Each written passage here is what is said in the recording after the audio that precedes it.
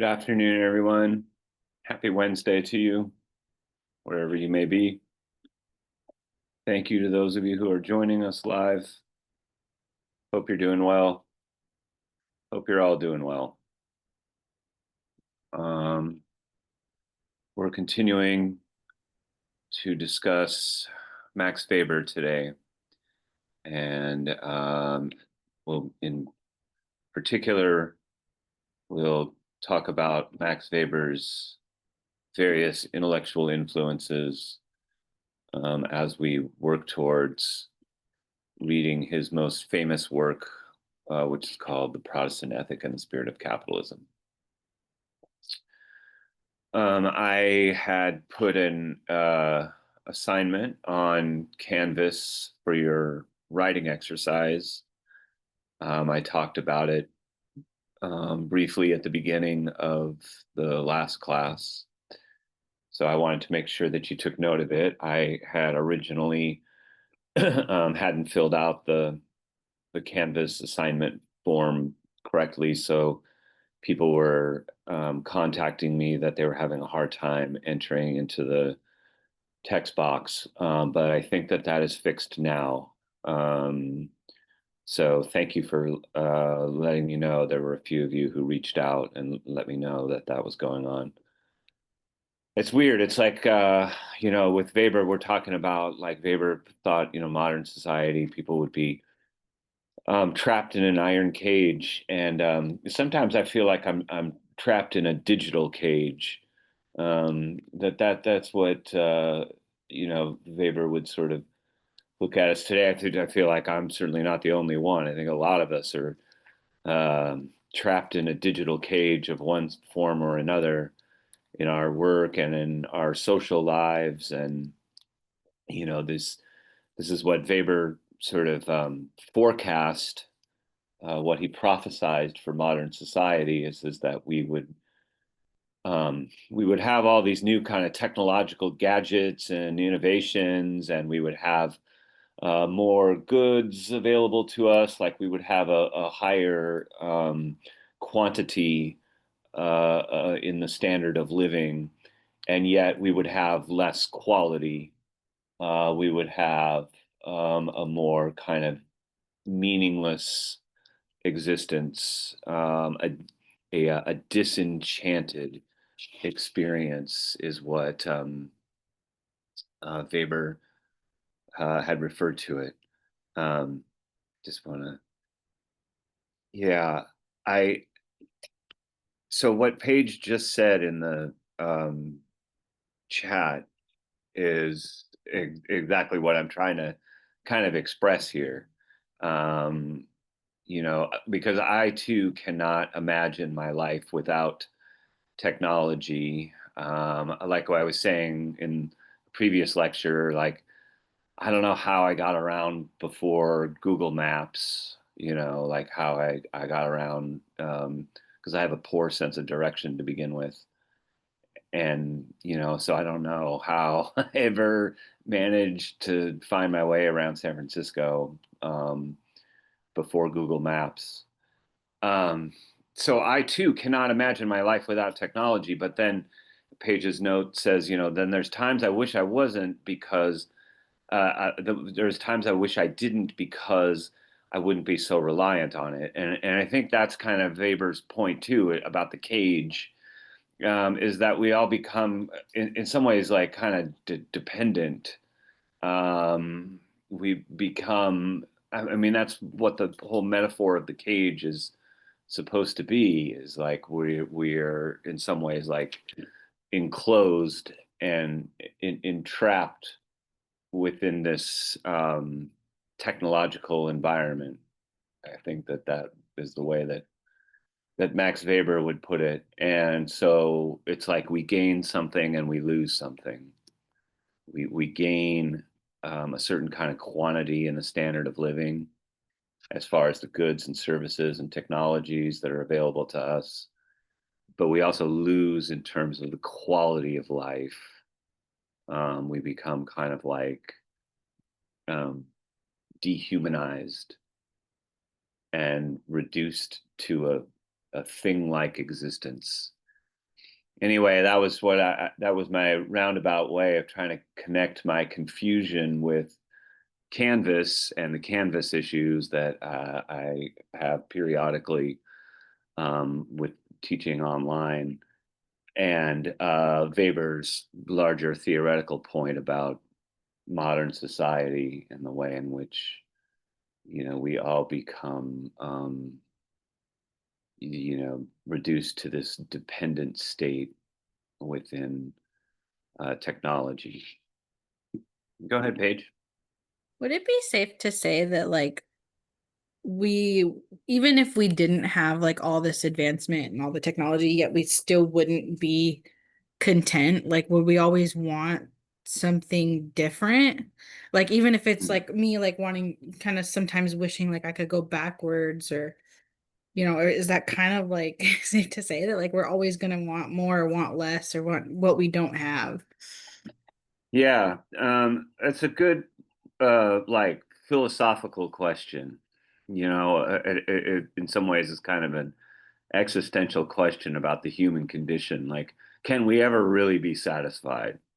Like, or is it, I think the Buddhists would sort of tell you like, um, no, like that we have to really work at being satisfied and grateful for what we have, because the nature of the human mind is always to like want more or want something different, or to reject that which is, um in favor of like this idea that the grass is always greener on the other side. Or we get like people today call like FOMO, like fear of missing out. Like, so this is a kind of another version of what the Buddhists would call suffering, in terms of like, always, you know, kind of like wanting something else and thereby implicitly rejecting what we already have, not being grateful and present for what we, grateful for what we do have, and present with what we do have. And instead, like having FOMO and like thinking like the grass is greener on the other side, and, we want something else. So I don't know. I don't know. I don't know how to answer your question. Like, I don't know if we can ever really be satisfied, or if we'll always be like, maybe as the human condition is that we're kind of destined to complain and wish things could be different. I don't know. That I don't makes know if that sense. really, I don't know if that really answers your question. No, I think it's like you said, it's kind of hard to answer. Because I don't know, I just think about it a lot. Like like a couple weeks ago, we watched a video in one of my other classes where it was showing how um like technology, including stuff like washers and dryers, that's a technology advancement. And Yeah. like that made me think like there's a lot of times where I'm like, man, I wish I could go back, to the old times before the internet. And I wouldn't be so yeah, I'm addicted to it. I'm not gonna lie. I'm addicted to Yeah. the internet. So I sometimes wish that, but then I'm like sitting here and I'm like, man, but I really don't want to wash my clothes on a washboard. Yeah. So like there's like I feel like there's always a back and forth in that area of like of contentment. Yeah. And Max Weber is kind of good for this because he's thoroughly ambivalent. So he's not some sort of like primitivist who wants to go back to like living in trees or whatever. Like he's not, he sort of recognizes the advances of modern society, and doesn't imagine that, that we can go backwards, or, that we should reject these advances in some kind of ways. Um, I think, like I said, the best way to think about it with him is that it's like what do we gain and what do we lose in modern society? Like, what part of our humanity do we give up or become like robbed of what part of our humanity do we lose or get stolen from us at the cost of these scientific and technological advances? Um, this process that he calls rationalization is part of like, you know, this kind of like intellectual and technological advance, but it has a price. Go ahead, Paige. Yeah, sorry, I just didn't want to interrupt you. That's good. But so would you say, because I haven't read the readings yet, so I'm totally lost on Weber still. But would you say he's kind of like in the middle of things of like like because you said he acknowledges like the advancement and how it works, Yeah. but he also so would you say he acknowledges that it's a good and bad thing to some extent? Yes. Okay. And the word is ambivalence. Yeah, like it that's when we are, kind of like uh the word itself means to be like kind of two minds, like an amphibious creature, that lives on land and sea, like to be ambivalent is to be of two minds about something, to see like the pros and the cons, and not to be um so I suppose in the way that you put it, like he's between two opposites, but I would put it more in terms of like he's holding two sets of ideas at the same time. Yeah. Um, yeah. Well, I'm glad that this my example about maps has really gone viral in our class here. Like people talking about um, their experiences with maps, and maybe it's a good metaphor for kind of like how I felt that this the other day when I couldn't teach because the Amazon servers went down, So like on the one hand, it's like these tools are helping us to kind of do our jobs, but on the other hand, it's like we can't do our jobs without these things. And so when they go down, or God forbid if like Google Maps stops working, I don't know if I'll ever get home, like I'll um we and I think that this is part of Weber's point and this thing that I'm trying to emphasize about ambivalence, about like not, being necessarily for or against something, but sort of holding both the positive and the negative at the same time, which is sometimes I think difficult to do. I think our natural inclination is to be more like I'm for something or I'm against something, but not like, it's kind of more complicated to hold two positions at the same time. Um, yeah. Well, anyway, um, that was also a very roundabout way of saying that your assignment is now ready to go and should be able to answer and do the assignment in Canvas. And with that in mind, we should turn towards the readings. So I'm going to go to the screen share and we're going to pull up Max Weber and wanted to talk. So last time we basically ended with talking about these four ideal types of social action. Weber's trying to understand like why do people do the things that they do? What are the motivations behind the actions that they take? Um, and he delineates these four ideal types. So instrumental, rational action, effective action, etc. That was kind of like where we left off. We're gonna like now hop into thinking about his what Weber saw as like how social science should be done, like what sociologists should do, what should be the rules of sociological method, as Max Weber or as Durkheim had called them. So here, hold on one second. Let me just turn on the light in my office.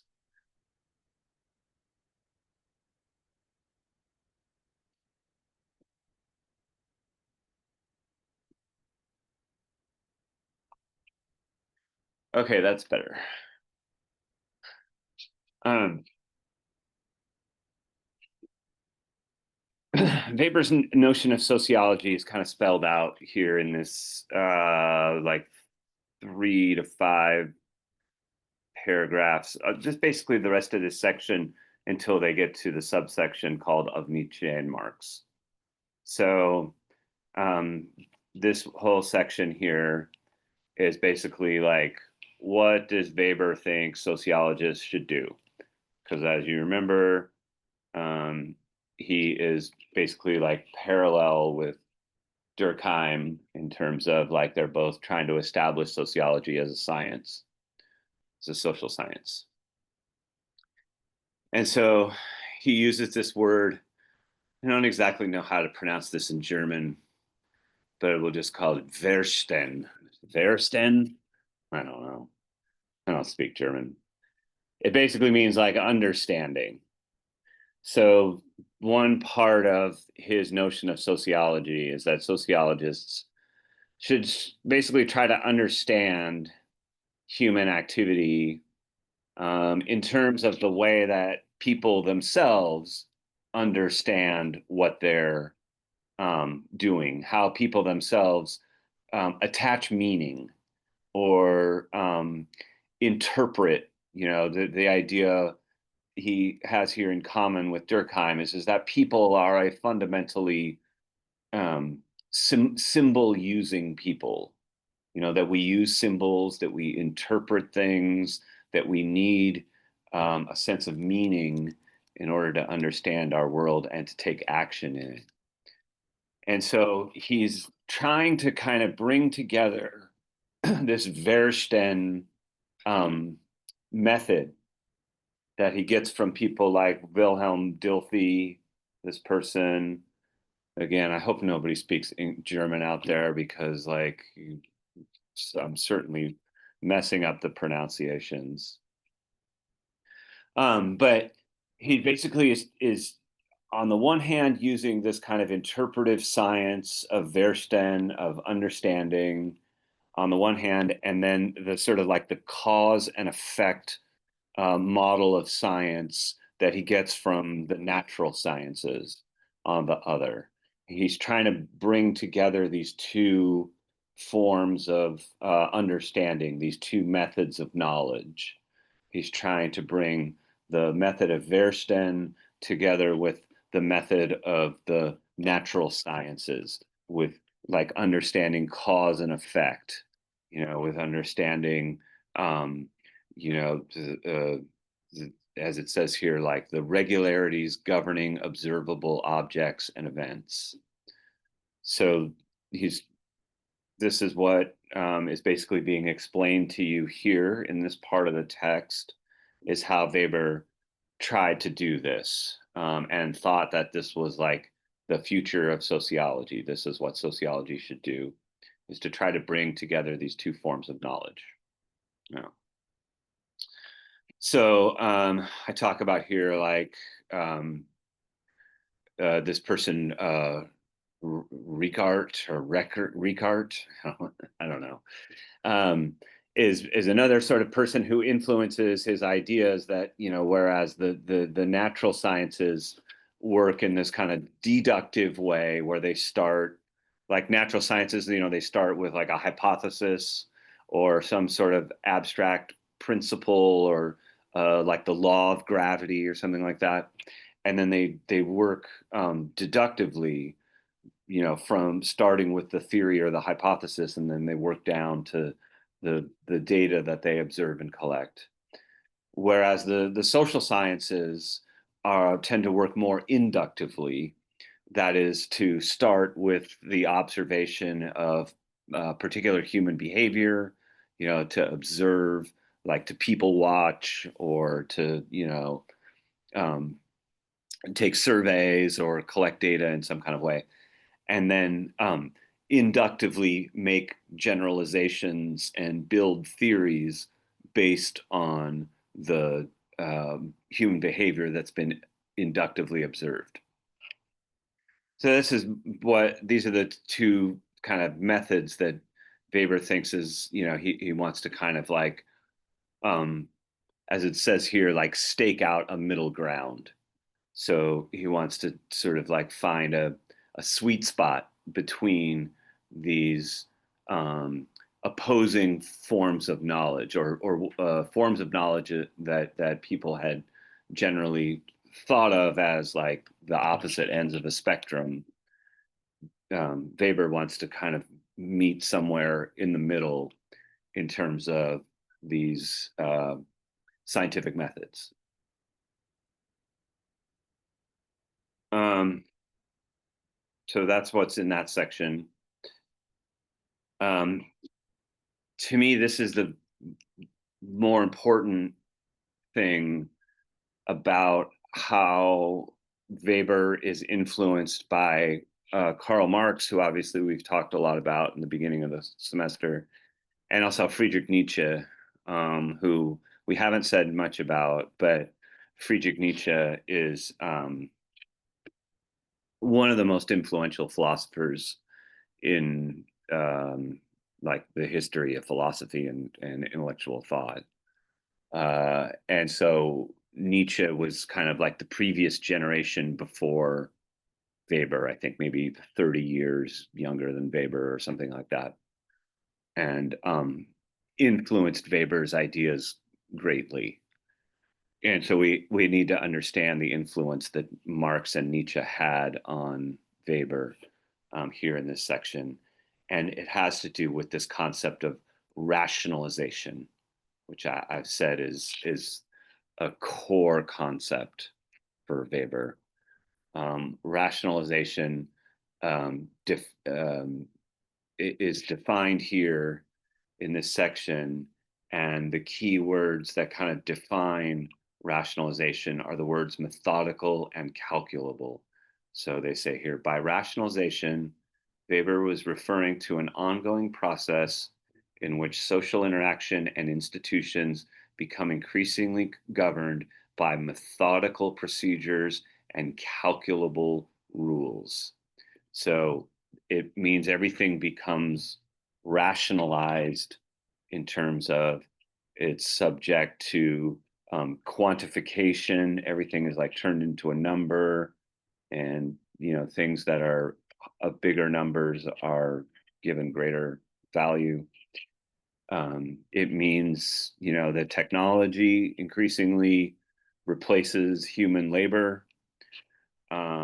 It means that things become more predictable, more reliable, more formulaic, more standardized. So again, Weber views this with ambivalence, right? Weber's theory is that the spirit of rationalization takes over in modern society, and it displaces all of these traditions and cultural values that had come before in pre-modern society. Rationalization just kind of wipes them all out, and it leads into this thing that he calls the disenchantment of the world. So again, there are these scientific and technological advances that are indisputable. There's no question that the modern world is innovative and delivers more stuff faster and in a more timely manner than any other society in the history of the world. And yet, it also leads to this kind of disenchantment. And with that disenchantment, a kind of dehumanization of the like human spirit, like we become, as I said, kind of robbed of something. And the metaphor that Weber always keeps coming back to is this cage, that we kind of live in this cage without meaning. So they summarize this ambivalence, I think, pretty well here by saying, though such practices may breed greater efficiency in obtaining designated ends, they also lead to the disenchantment of the world, where there are no mysterious, incalculable forces that come into play, their presence having been replaced with the cold conviction that one can, in principle, master all things by calculation. So there's like this idea that we lose magic or that we lose the mystery of life. That there, also like maybe we lose like our connection to nature, in this sense that we have like this science and this technology that can kind of like conquer everything, and yet it leaves us without magic and mystery. Go ahead, Kai. So basically, he's saying that with everything being more like calculated and formal, that we're losing our like individualism and sense of self to like the machine, basically. And I use that in like air quotes, but like the system. And then Mm-hmm. I guess, we lose like our sense of like discovery of like you said, mystery and awe of like one another and like what makes like each other in the world special because everything is just so like I don't know, like calculated. I think you put it very well, Kai. I think you probably put it better than I did. That is the kind of the thing that we lose, at the while we gain a certain amount of control over nature, like a mastery, and an efficiency and a calculation, all of these things that modern society is very good at, and yet we lose these things that I think Weber thinks are kind of intrinsic to the human condition. Like we lose that sense of magic, that sense of mystery. We lose something about like the human spirit, or the soul, right? Is kind of lost here. Um, he's not super specific about what exactly this is, so it makes it interesting for us to kind of tease it out on our own, what we think is kind of lost. Um, One sociologist, a living sociologist, calls this the McDonaldization of the society.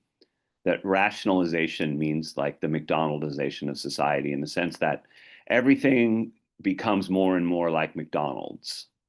Whether it's our healthcare system, our education system, the, banking, whatever.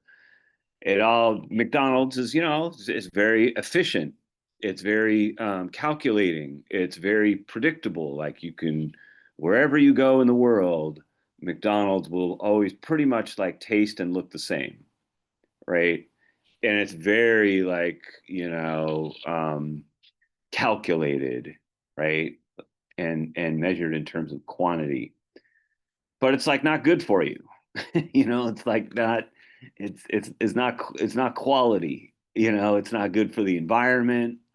It's not good for our bodies. It's not good for labor. It's not, it's just and I find this is a good way of thinking about it.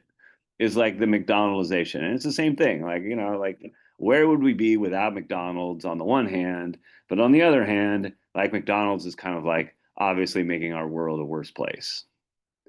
Jill, go ahead. Yeah, I was gonna say like it's you know, the McDonaldization or whatever. It's if you're not following the same scheme, then you're, kind of considered irrelevant. Yeah. You kind of see that on, social media too. These people are trying to be influencers, and if they're not following the same scheme, then they aren't getting the foot traffic on their pages and things like that. Mm-hmm. And it's almost like the human spirit is just the discovery of something new. And as we were talking about last, I don't know, last time or the time before, when we were saying, the internet is rewarding negative behavior and stuff like that, it's kind of feeding into that. It's you have to follow the scheme, otherwise you're just not considered relevant. Yeah. In this case now, the scheme is like the algorithm, right? Like it's like this is the new version of the machine that kind of rules over our social interactions, the algorithm. And then, obviously AI is, sort of looming in, sort of in our present, but also in our future. Yeah. Go ahead, Precious. I don't know what made me think of it, but what if, because you know how everybody always say like aliens are real or whatever. What if humans are creating the aliens that they fantasize about with AI right now? Just food for thought. What you mean, like robots? No, like a higher entity, something that has infinite intelligence, it could be in time and space, like it could be in different places at once because it's not a physical being. Like, Uh-huh. because whenever you think of an alien invasion or whenever it's depicted in pictures or anything like that, it's always something with a higher intelligence, like they Yeah. bring us something that adds value to us. But I don't know what made me think of that, but I'm like, what if we, like, in the far, far future, what if, because we're trying to go further in space, and in doing all this, we're using AI. So what Mhm. if we're creating this thing that we are so worried about? I don't know why I said that, but I just wanted to share it. Yeah. I kind of wonder the same thing too. I don't know. I think this is what they call like generative artificial intelligence. I'm not really very up on the latest developments in AI, but I think that this is what I hear people, because I live in San Francisco. I'm just, whether I want to be or not, I'm constantly surrounded by people talking about AI. And they talk about this thing in these looming terms about the future of generative artificial intelligence. And I don't exactly know what the difference is with generative AI versus regular AI. Maybe somebody can explain it, but Yeah, I don't it's, know. yeah, I hear them talking about this in this kind of like, well, wait till we get to generative AI, and oh man, you haven't seen anything yet. Just, generative AI is coming. I think that the generative AI just is kind of referring to like AI that creates new like thought, like itself, like it has almost like a mind of its own. Yeah, that's what I've That's what kind we get of. to the Terminator, Is it in the right? Terminator?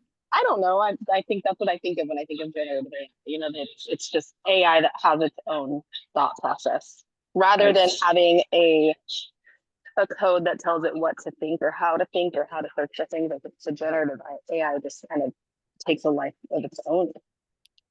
Yeah. Okay, I so think so. that's generally what I've kind of surmised based on having overheard and talked to people in San Francisco about this, is that, yeah, like generative AI is like where the machine not only like kind of repeats the patterns of what has already been said and done, but the machine can actually become like somehow creative, and as you said, kind of like takes on a life of its own. Yeah, I think it'll write its own code. Yeah. And at that I point, agree. yeah, I don't know. That's that image of the snake eating its own tail. Um, yeah, I don't know. Go ahead, Kai. Isn't that why like Amazon laid off all those workers was because of AI? Or that's Yes. what they claimed it to be. I don't know if there's like, something else going on behind the scenes and they just use it as a scapegoat, but I know that they said, they laid off what, like 30,000 people because of Yeah. AI. I think that was in yesterday's news or maybe Monday's news. Yeah. Um, and they did say that. So um, this is a dynamic that Marx himself wrote about in the 1860s of capitalists using machines to replace human labor in order to cut costs and increase their profits. This is a dynamic that keeps happening in all sorts of kind of ways, going back to like the assembly line and all the ways in which like automated production replaced human labor, with the idea, not just that like you could eliminate jobs and therefore you don't have to pay people, but also the idea that machines are easier to control than people. Um, like machines, don't go on strike. Machines don't call in sick. Machines don't need, maternity care or paternity care. Um, you know, they're easier to sort of control. And so Marx noted this dynamic was intrinsic to the dynamics of capitalism, and we're just seeing the latest iteration of it. I think the number I saw was somewhere like 15-20,000 people that Amazon was going to lay off. And they explicitly said it was because of uh, their jobs were going to be replaced with AI. I don't think it's because of AI, because like they don't have to do that. And in fact, like probably humans are still going to be more productive than the machines, or at least they're going to add a certain amount of labor and value to the product, but at a cost.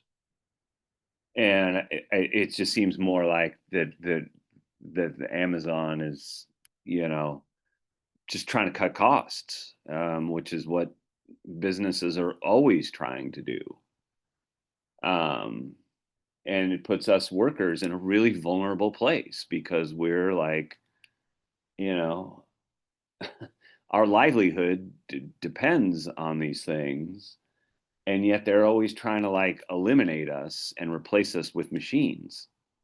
The same thing is happening to me as a college professor. This is the same, sort of dynamic where we're just always concerned with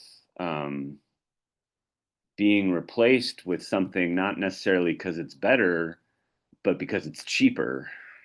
Um, and now with AI and stuff, it's like, what are educators gonna do? I mean, it's not just me. It's like a lot of people in my field who are my peers and my colleagues, and it's a real, like, none of us have the crystal ball to know like what's going to happen, but um it certainly doesn't look good. Whatever it is, I doubt that somehow um new opportunities are going to open up for teachers, and it's going to be suddenly become a good time to be a teacher or a professor. That doesn't That's just generally doesn't seem like the direction that things are going.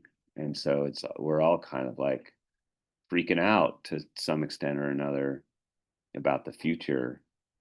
Um, so I don't know. Yeah. Thanks, Kai.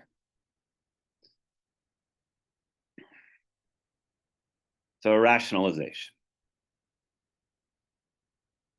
this is this concept that he gets from Friedrich Nietzsche. And I said, again, the key word is ambivalence. So it says here, Weber viewed the process of rationalization with an ambivalence that stems from the loss of ultimate meaning that accompanied the growing dominance of an industrial or of an instrumental and scientific orientation to life. While science can produce technological advances that enable us to address more efficiently how to do things, it cannot provide us with the set of meanings and values that answer the more fundamental question, why? So this is a really important distinction.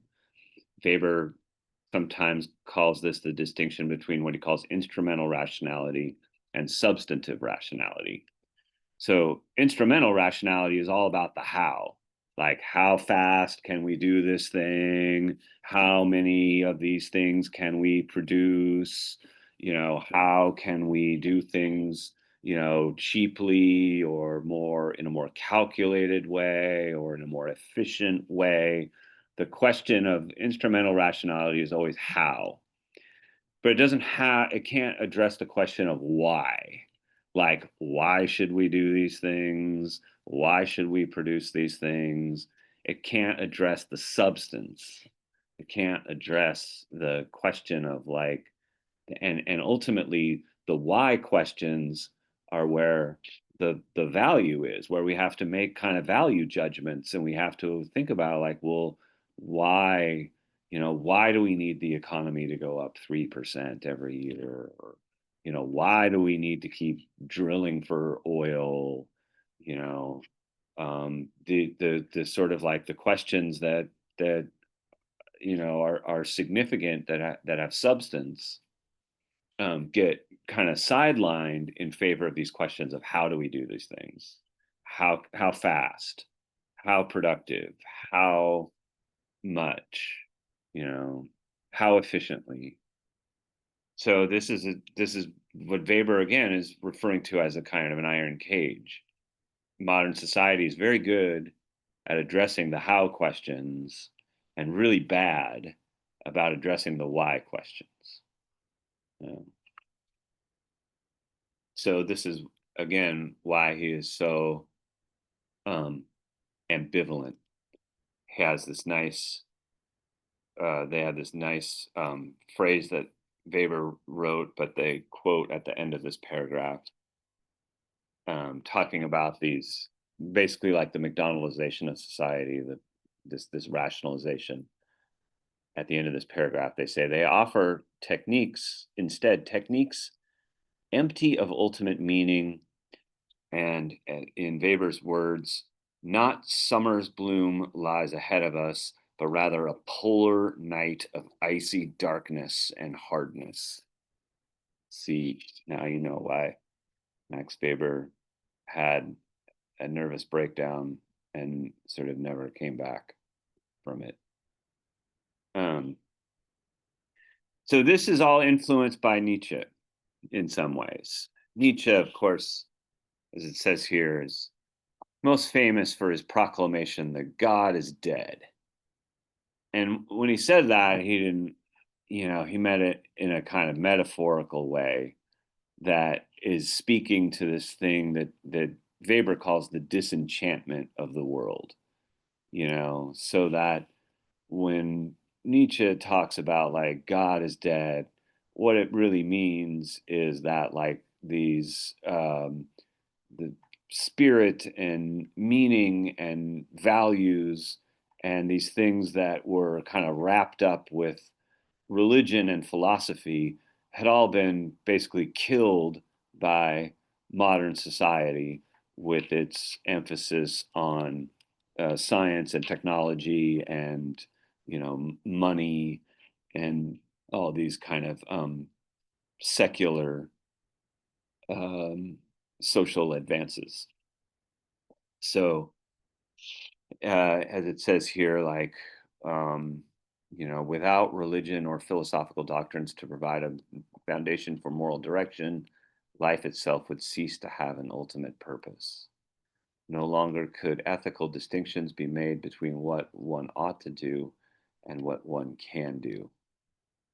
So is basically talking about again what Weber feared was this loss of meaning and a loss of values that had once been connected with religion and philosophy and ethics.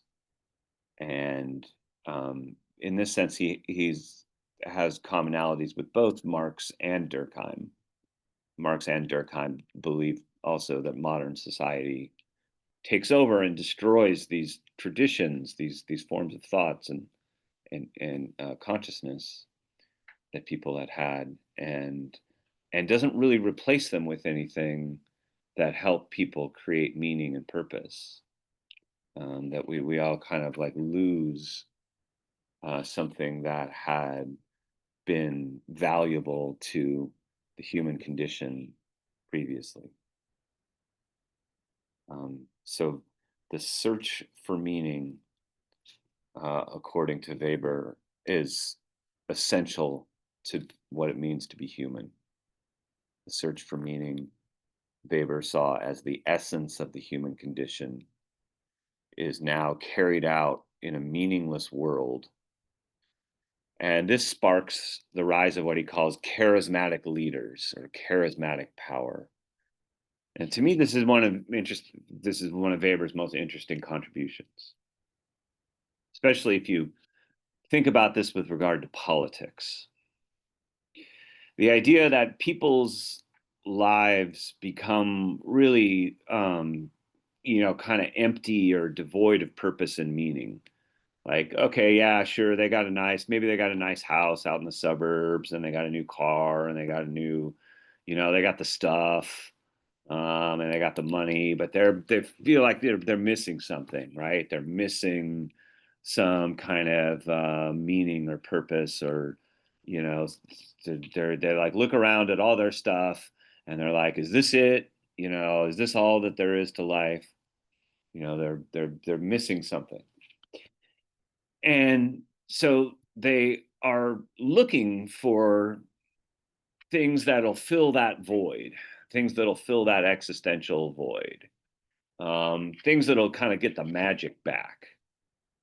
And Weber says one place that they often turn toward is towards so-called charismatic leaders, people who seem to exhibit a larger than life kind of charisma, right? Like charisma being almost like a kind of magical kind of quality, of larger than life.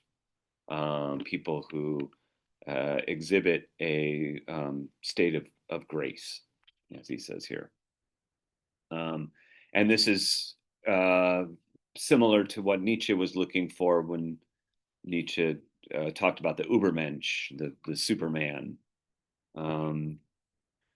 So Weber, even though like he died before Hitler took power in Germany, he kind of anticipated the rise of like fascist leadership. Um, he anticipated that people were going to look to strongman leader types precisely because they feel a kind of spiritual emptiness in their own lives, that they feel this sense of like meaninglessness, that they're in this iron cage, and it makes them want to believe in something. So maybe it can take different forms. Like maybe some people go to Disneyland in order to get the sort of the re-enchantment of the world, like Disneyland, of course, like promises this kind of enchanted kingdom, this place where you can go and find the magic, but for a price, a pretty hefty price. But other people like look to leaders, and especially to political leaders who can offer them, kind of like an easy solution or an easy answer for all of the complexities of modern life, you know, like somebody to blame or some conspiracy, you know, that can help people who feel confused and feel overwhelmed to like make sense of the world. So Weber thought that this was something that was potentially very dangerous. Um, he also thought that it could be creative and it could be, you know, transformative. That there could be, you know, charismatic leaders who do good things and are leaders of people and, you know, help to create, uh, you know, progressive social changes. We certainly can point to a number of leaders like Martin Luther King or Gandhi or Nelson Mandela, or you know, people who have whose leadership has been, you know, a positive thing in the advancement of humanity. But we can also certainly look at a lot of leaders who have used this charismatic power for evil. And I don't want to name names, but you know, you can sort of fill in your own blanks as far as people who have um, kind of like taken advantage of people's confusion, their fear, their wanting to blame somebody, you know, their kind of bloodlust, um, and they have manipulated that collective energy of people for nefarious ends, either to serve their own interests, or to serve the interests of the, you know, their the wealthy or the interests of the government, but who have sort of manipulated that popular energy into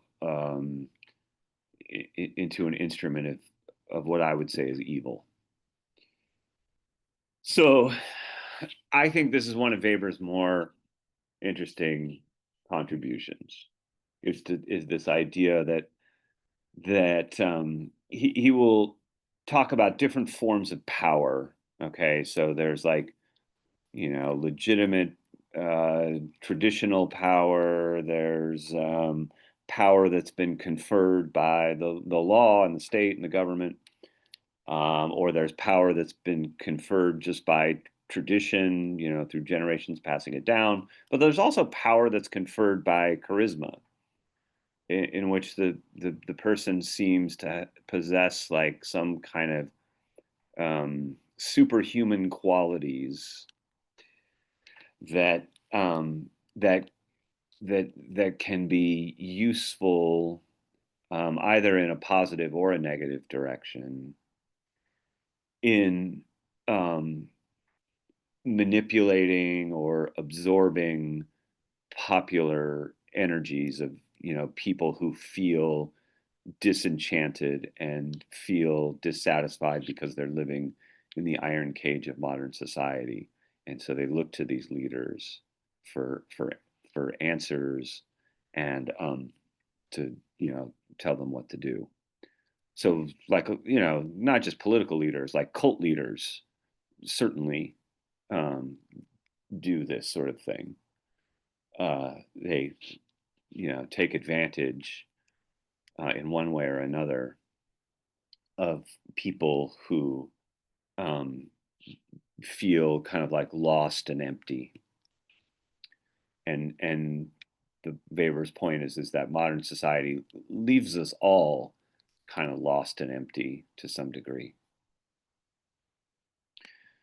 So here I just talked about Friedrich Nietzsche, and I wanted to make this point that sometimes Nietzsche is misread as a Nazi himself, or as somebody who, I mean, he died before Nazism, but as somebody who, like, you know, was like a anticipated or Nazism, or that he was in some ways kind of anti-Semitic. And the truth is that, you know, his sister was a Nazi, who sort of twisted a lot of Nietzsche's ideas in order to make them seem like they fit with the Nazi ideology of the 1930s, and like sort of Hitler's ideas, and you know, with Hitler's sort of like racism and things of that matter. But as this paragraph points out here, and that the editors included, that's really a falsehood. That's really something that's been sort of manipulated, and so you can read more about that here. Finally, I want to make sure that we talk about his differences with Marx, and that'll kind of lead us to being able to start with the Protestant ethic and the spirit of capitalism. So Weber does draw a fair amount from Marx. He is certainly influenced by Marx's analysis of class and the role that class plays in society, and the idea that class is a form of social power. But they also have a lot more differences than similarities. And so we're going to be encountering those in the next couple of weeks. But I want to just kind of end the class today with giving you a heads up about where they differ. One of them I've already mentioned before, which is that Weber is much more pessimistic than Marx. Marx anticipated a revolutionary future, that humanity was going to essentially continue to progress. Whereas Weber, as we've seen, believed that modern society was this kind of like iron cage in which there really is no escape. There is no, he's ambivalent, but the things that he's negative about, he thinks are kind of like irreversible. Like there's kind of nothing we can do about like the meaninglessness of modern society.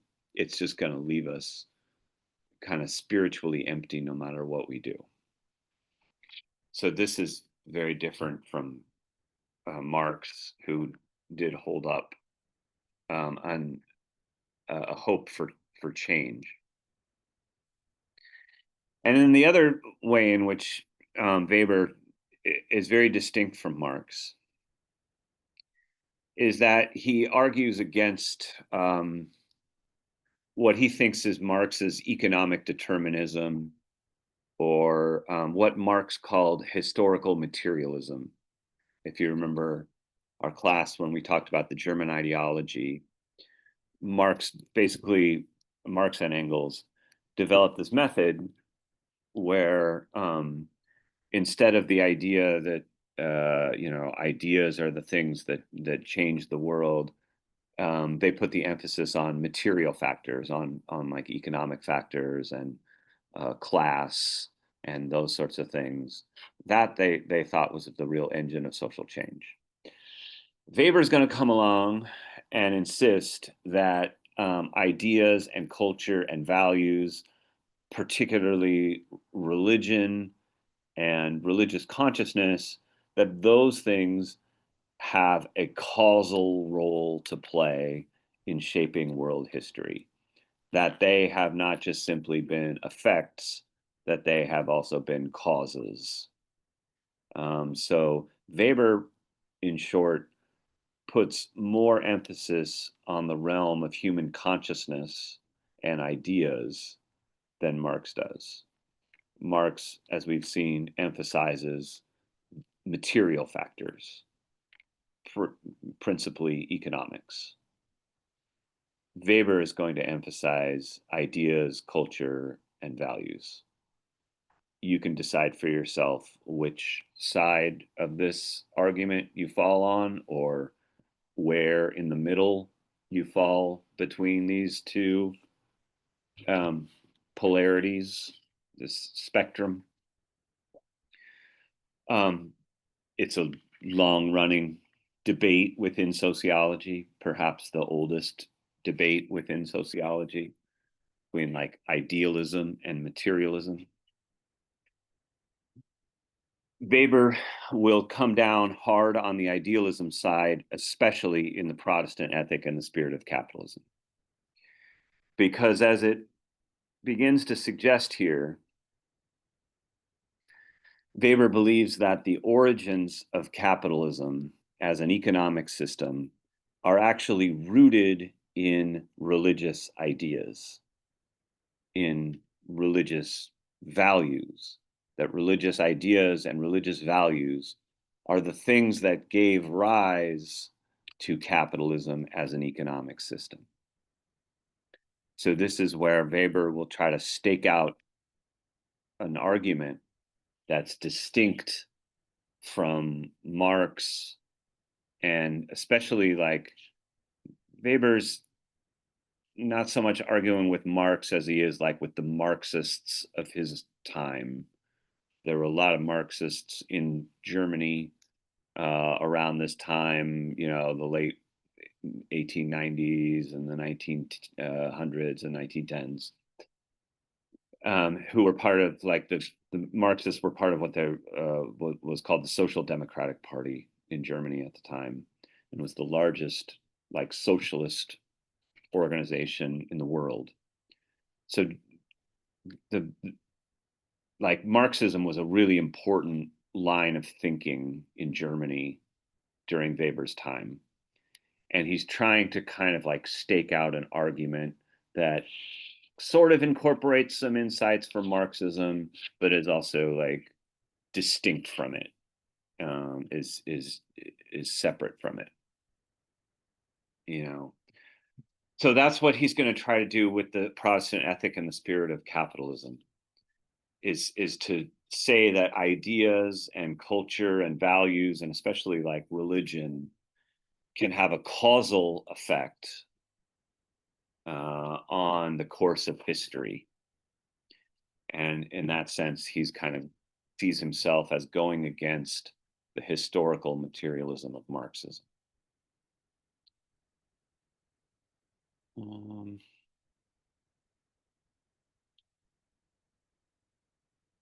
And then finally, their difference, a third difference that's located here, is in terms of like what should be the solution to the problems of modern society.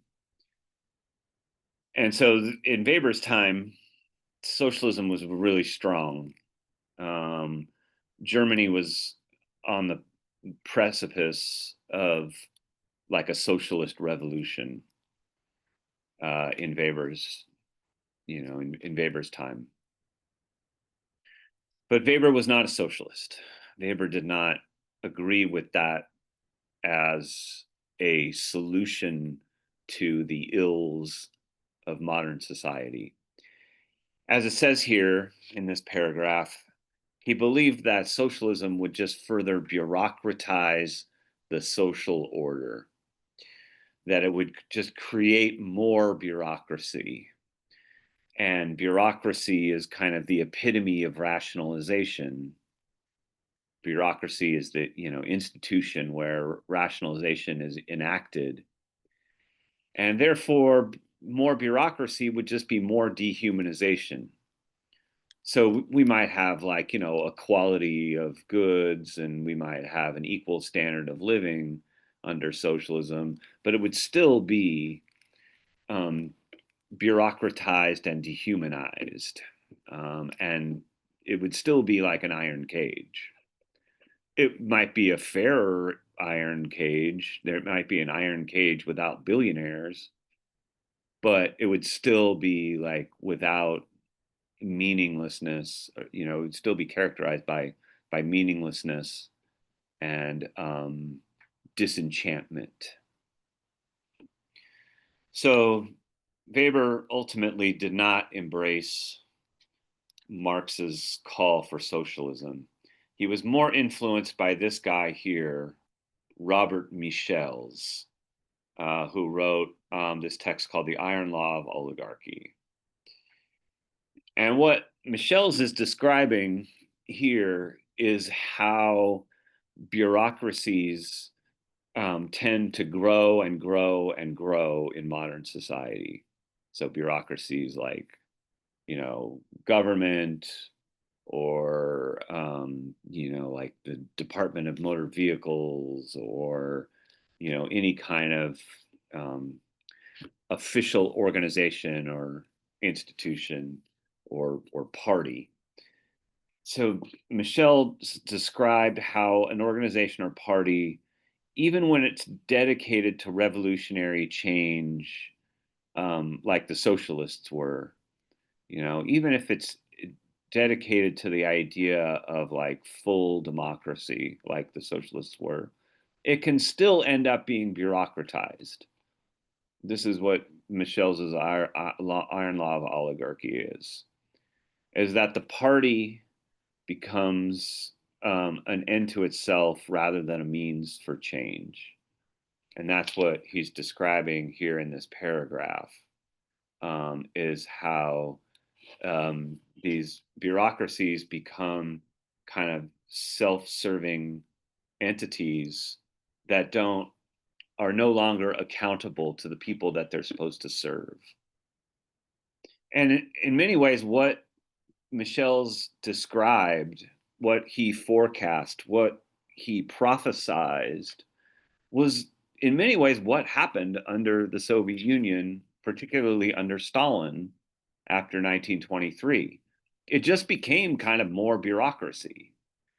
It just, you know, the bureaucracy just kept growing and growing and growing. And it was supposed to be accountable to serving the workers. It said it was accountable to serving the workers, but in reality, it was not. In reality, that Soviet Union was kind of like a workers' party in name only, especially more and more as Stalin became the entrenched leader of the Soviet Union, you know, in like the 1920s and 30s. So that's what Michel's is describing here.